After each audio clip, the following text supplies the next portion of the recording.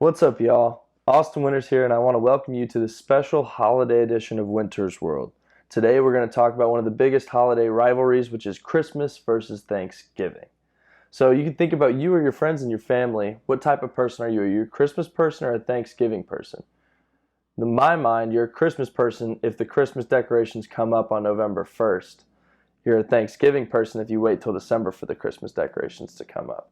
I think Christmas people look at Thanksgiving like an appetizer for the main course, and Thanksgiving people look at Christmas as just the after party from the feast. Today, I want to talk about some interesting connections between both of those holidays. Since we were school kids, we were learning about Thanksgiving and the Native Americans and the Pilgrims. The Pilgrims were a sect of Christianity that came over to Massachusetts in 1620. But what we don't know is that they didn't call it Thanksgiving at that time. The first actual Thanksgiving was in 1637 nearby in Massachusetts Bay Colony.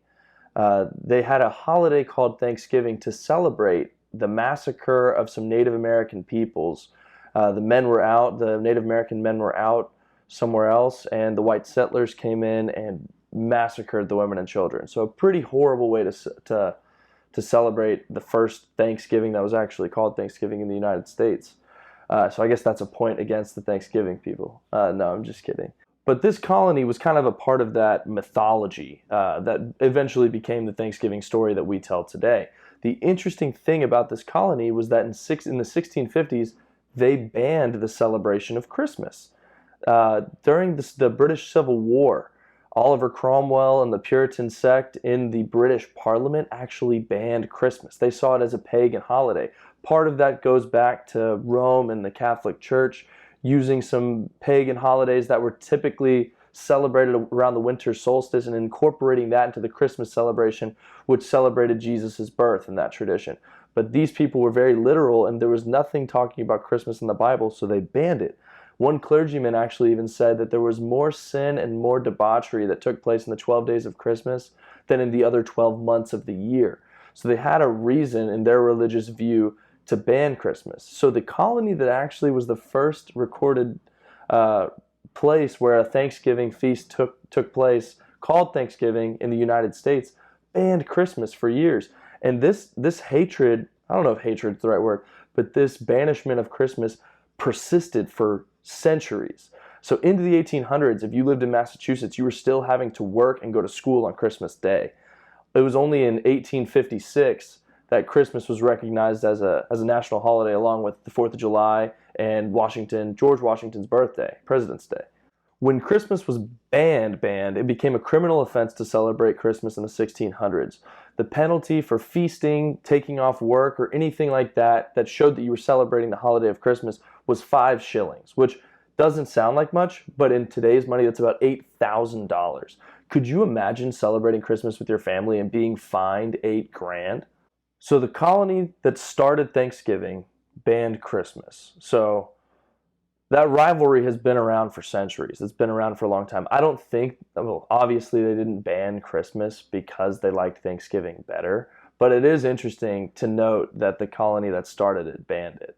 Another interesting tie between Christmas and Thanksgiving is one of the most classic holiday songs of all time, Jingle Bells.